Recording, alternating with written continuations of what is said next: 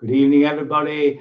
I trust you've had a fruitful day. I do not say happy, though I am sure it has been a happy one. Namo tassa bhagavato harahato samma sambuddhassa. Namo tassa bhagavato arahato samma sambuddhassa.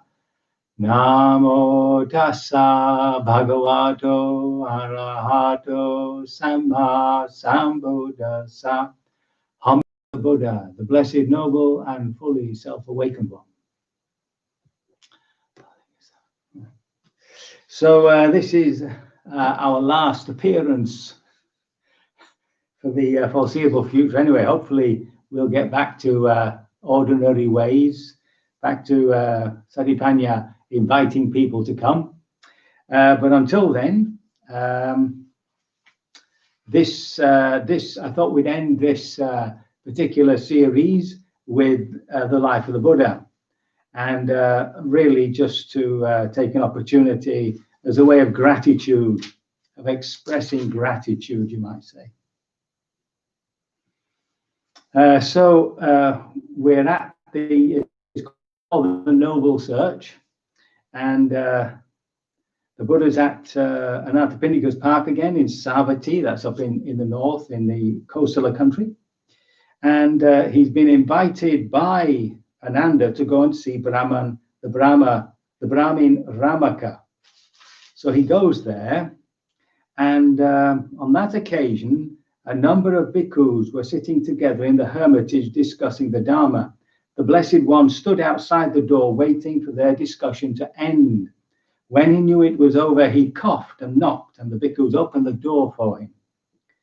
The Blessed One entered and sat down on the seat made ready and asked, what have you been talking about?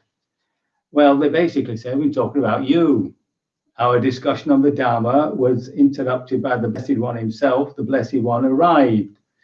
So they were talking about the Dharma, about him as well. So the Buddha now gives his sort of life story, and he says, of course, there's an ignoble search and a noble search, one leading to Nibbana, one not leading to Nibbana. And he says there are people, a lot of people, who are subject to defilement, subject to aging, birth and death and all that, and seek what is subject to defilement. So in other words, this is always, remember, referring to an attachment and indulgence in the sensual life. And so he says, well, what may be said to be the subject of birth, of sickness, of death, of sorrow and defilement? So it's always a repetitious paragraph. Wife and children are subject to defilement. Men and women slaves, goats and sheep, fowls and pigs. Elephants, cattle, horses, mares, gold and silver are subject to defilement. Now remember, this defilement means the attachment. So we all know that phrase, money is the root of all evil, but of course it's the indulgence in money, the attachment to money, which is the root of all evil. And then he said to himself, someone himself subject to birth seeks the unborn supreme security of bondage. So the word for that was Nibbana, which means to unshackle. And seeing this, he then begins to seek the undefiled supreme security. So now, now he talks personally, before my enlightenment, while I was still only an unenlightened bodhisattva. Now, bodhisattva is someone who determines to become a fully self-realized Buddha in the Theravada tradition. It was later expanded in the Mahayana tradition to mean anyone who was seeking liberation and who took the vow not to be fully liberated, of course, until everybody was. It's obviously going to take a very long time. And I always say, well, thank heavens the Buddha didn't take that vow. So myself, again, subject to sickness, aging and death, supposing I myself sought this supreme relief from suffering. I seek the unaging, the unailing, deathless, sorrowless, the undefiled, supreme security. While still a black-haired young man, endowed with the blessings of youth, in the prime of life, though my mother and father wished otherwise and wept with tearful faces, I shaved off my hair and beard, put on the yellow robe, and went forth from home life into homelessness. And the first, what we'll do now is that he then tells us about this search for a teacher.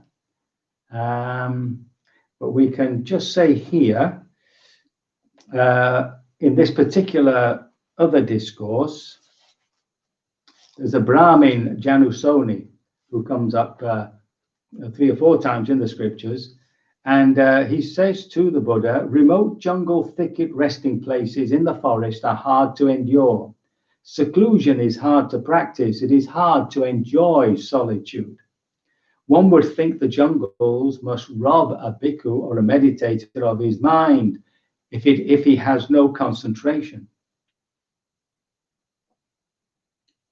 And the Buddha thought to himself, well, this is true. And upon reflection, he said, this is a defect of their unpurified bodily conduct, unpurified mental conduct, and unpurified verbal conduct. But he, on reflection, felt that he had already attained that sort of purity, at least at the level of control, so that he had overcome to a great extent all these hindrances of desire, ill will, sloth and torpor, restlessness, and agitation, uncertainty, doubting, not given to self-praise, subjecting, and so on and so forth. And so he takes to the meditation in these places. So we're talking about jungles here. We're talking about tigers and snakes and stuff like that. In Sri Lanka, there are a group of monks who are living in the jungle, like, you know, with tarantulas and snakes, no tigers, as far as I know. And they sleep in 3-sided kutis. So there's one side which is completely open to nature. A very famous group of monks up there. They're well known. So he says to himself, what if I were to dwell in such awe-inspiring places, horrifying abodes as orchard shrines, woodland shrines, and tree shrines? So this is where the devils were supposed to hang out. And while I dwelt there, a wild animal would come up to me, a peacock would knock a branch, a wind would rustle the leaves, and I thought, what now if this is the fear and dread coming?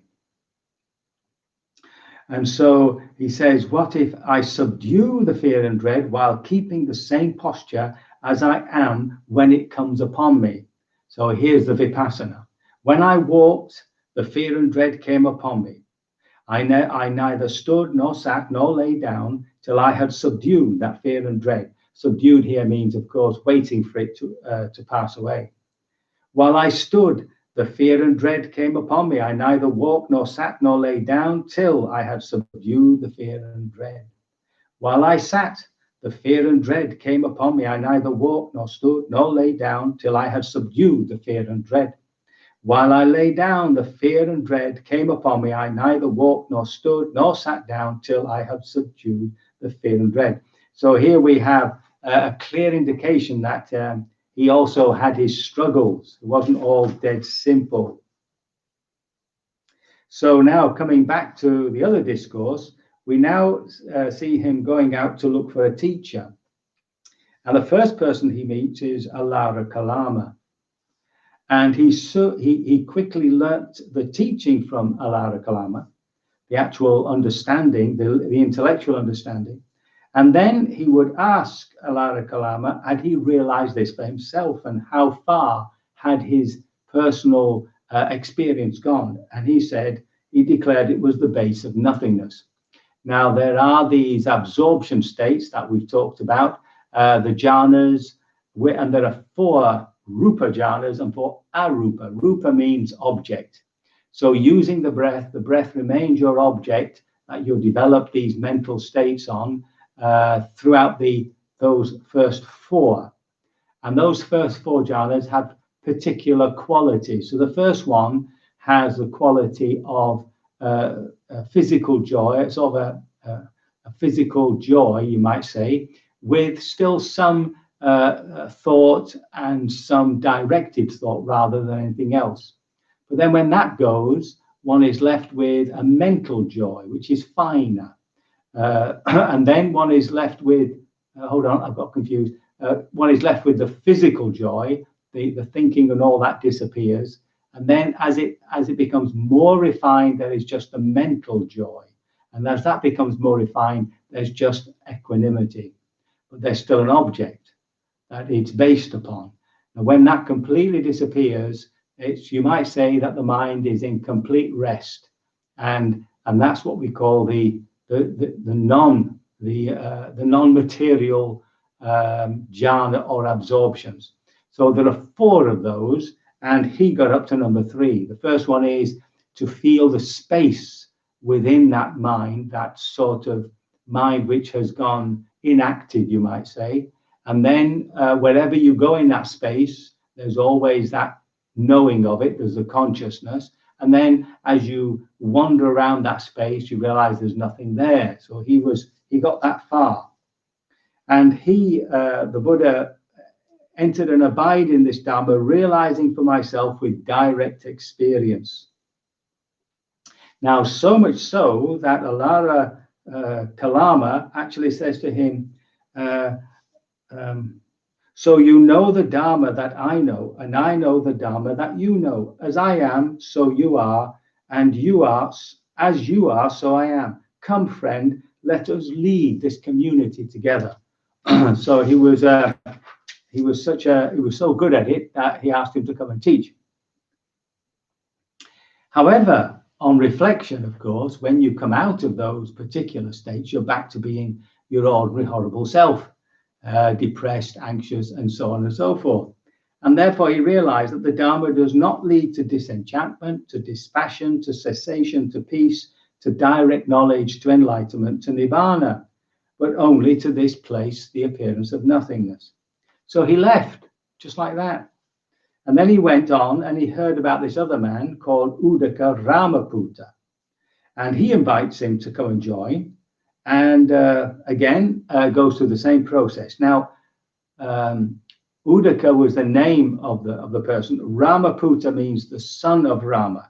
So that could mean either his biological father or his spiritual father. Presumably it was his spiritual father. That's what I would presume. And he takes him as far as just the final one, which is neither perception nor non-perception. So that is, you're perceiving something, but there's nothing to be perceived. So these are sort of insights into that mental state.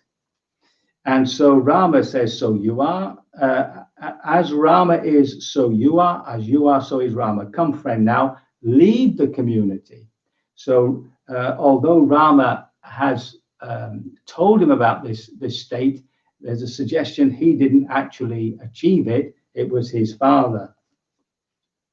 But again, the Buddha says, well, to himself, when he looks about it, when he comes off these states, he's back to being his ordinary depressed and anxious self. And he says it does not lead to disenchantment, to dispassion, to cessation, to peace, or to enlightenment. And I left and went away. So now, 36. So now at this point, we don't quite know what came first, the mortifications and then this, or this and then the mortifications. But usually that's how it's put. He had enjoyed these jhana, these absorption states, found them wanting, and then went off to do some severe mortifications. Now, this was on the understanding that the root problem was the body. If you could somehow get rid of the body, you'd make it. But the first thing he practices is this meditation on the breath. And I'll just read one sentence, one paragraph. Now, supposing I practice further, the breathing, the breathless meditation. Supposing I stopped the in-breath and out-breath through my mouth, nose, and ears. While I did so, there were violent pains in my head, just as a strong man were tightening a tough leather strap around my head as a headband. While I stopped the in-breath and out-breath through my mouth, and there were violent pains in my head. Well, you would expect something like that, I presume. But although tireless energy was aroused in me, mindfulness was established, my body was overwrought and uncalm because I was exhausted by the painful striving. But such painful feeling that arose in me did not invade my mind and remain. Okay, so even though he was practicing this, he had established that position of the observer, the feeler. And so he goes on, he said, it was like violent winds carved up my belly. And then he says, violent burning in my body. Oh, he really took it to the... And then finally, he decides he abandons that and he goes to cutting off food. Supposing I take very little food, a handful at a time, whether a bean soup or lentil soup or vetch soup or pea soup. And while I did this, my body reached a state of extreme emaciation. My limbs became like jointed segments of a vine stem or bamboo stem. My backside became like a camel's hoof. My spine stood forth like corded beads. My ribs jutted out as gaunt as crazy rafters on an old roofless barn. My eyes sank down in their sockets, looking like the gleam water that has sunk deep down into a deep well.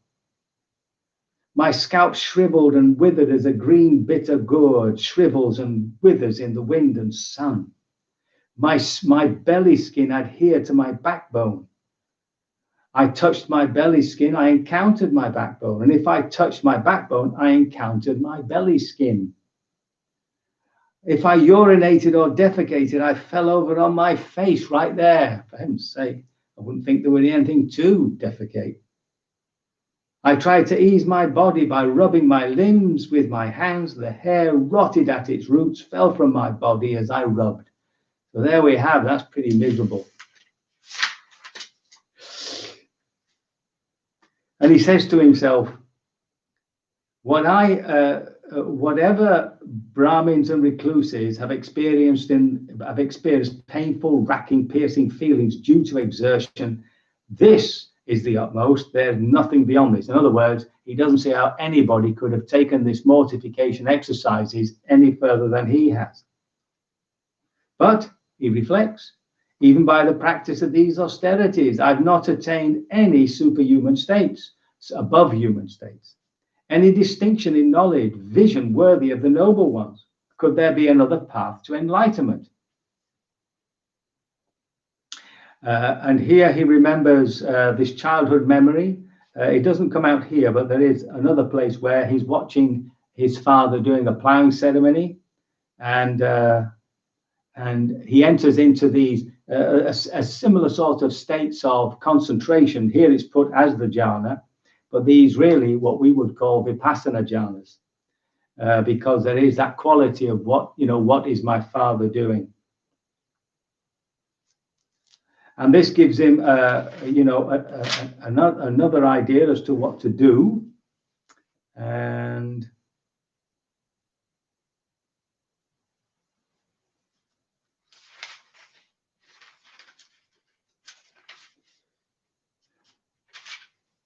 seem to have lost the place of him seeking.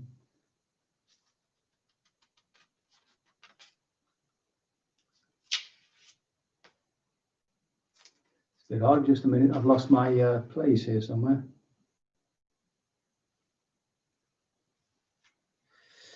Oh yeah, we did that, the noble search, enlightenment. I have attained.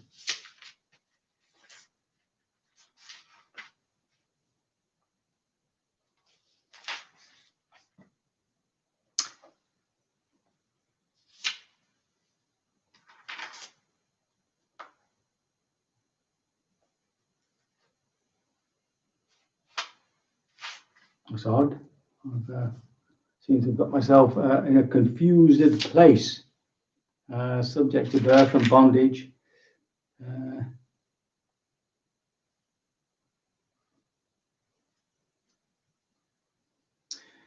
Anyway, he makes his way. He finally decides to make his way to look for a place where he can meditate, and he ends up near modern-day Bodh Gaya, near a beautiful river, and he settles down to meditate there.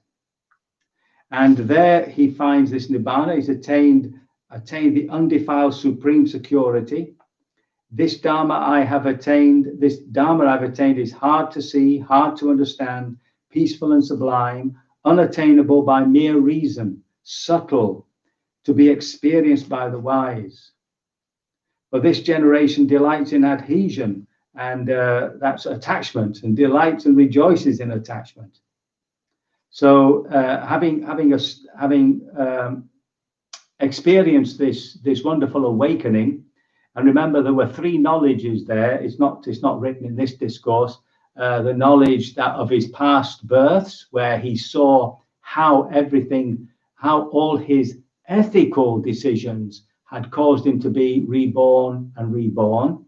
He saw other beings moving from one level of existence to another, driven by their ethical decisions.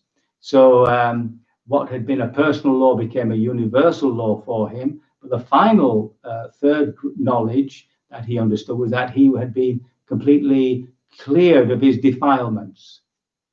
And so now while he's sitting there, he's asking himself what to do with this knowledge. And he says that the people that he when he thinks about people, there's so much attachment there that he doesn't think they would be attracted. If I were to teach the Dharma, others would not understand me, and that would be wearying and troublesome for me. But then the Brahma Sahampati, whom we've heard a couple of times, reappears, and he says, the world will be lost, the world will perish, since the mind of the Tathaga, accomplished and fully enlightened, inclines to teaching the Dharma. And he says to the Blessed One, there are beings with eyes who are wasting through not hearing the Dharma. And this pleading by Brahma gets the Buddha to rethink his position. And he says, having decided to teach, he thinks about his former teachers, Alara Kalama. But then the deities tell him, and he comes to understand that Alara Kalama had died 7 days ago. And when he finds out about Udaka Ramaputta, he died that very day. So this, he says, is a great loss. If they had heard the Dharma, they would have understood it quickly. And then he remembers that group of 5 monks whom had been his companions until he left them. And so off he goes on his teaching trip. Now, there's a lovely bit here where on the way to Benares, modern-day Varanasi, on the banks of the Ganges, he meets an Ajivaka Upaka. So that's a recluse, somebody who's left the home, life for the homeless life. And when he sees the Buddha, he says, your faculties are clear. The color of your skin is pure and bright. Under whom have you gone forth, friend? Who is your teacher? Whose Dharma do you profess? And the Buddha replies in verse here, one wonders, I am one who has transcended all, a knower of all, unsullied among all things, renouncing all, by craving ceasing, freed. Having known this all for myself, to whom shall I point as a teacher? I have no teacher, and one like me exists nowhere in the world with all its gods, because I have no person as my counterpart. I am the accomplished one in the world. I am the teacher supreme. I alone am fully enlightened, whose fires are quenched and extinguished. Now, when Upada hears this, he says, by your claims, friend, you ought to be the universal victor. And the Buddha replies, the victors are those like me who have won the destruction of the taints. Remember the taints, the oozings. I have vanquished all evil states, therefore, Upaka, I am a victor. Now, the Ajivaka Upaka, when has said this, he said, maybe so, friend, shaking his head. He took a bypath and departed. So he wasn't particularly impressed by the Buddha's declaration. Enlightenment, I think, might have been a teaching point for the Buddha, really. Anyway, from then on, we've mentioned this before. He goes to see his 5 companions, and then spends the whole of his life, traversing the north part of India, teaching all the way from Delhi all the way across that northern part. His whole life is just devoted to that. So we can end our little passage here with this lovely setting for his departure, for his what's called Parinibbana. So when a person achieves arahatship, when they still have this body, they still have this mind which has traces of their old habits, but when they die, of course, all that's away. And therefore it's called Parinibbana, their full total Nibbana. So the Buddha's been poisoned, not purposefully, by Channa, who has given him some, they think it's either truffles, what pigs eat, or some pork. Truffles, I think I've only had it once, and I can't say I took to them immediately, but they're supposed to be a very great delicacy. For those of you who haven't, it's slightly garlicky, deep, dusky aroma, earthy, pungent, that's what I remember, and funky, according to... they're a fungus, but they're not mushrooms, because they don't live over the ground. So so he could have been eating truffles. Frankly, I can't imagine it personally. It would be more pork, which goes off very quickly, as you know. So he's dying. He's dying from this gastroenteritis, and he's an old man. He's 80, and he's lying there, and his life's ebbing away. And here he is. He's still teaching. Then the Lord addressed the monks, saying, "It may be, monk, that some monks have doubts and uncertainty about the Buddha, the Dharma, the Sangha, or about the path or the practice.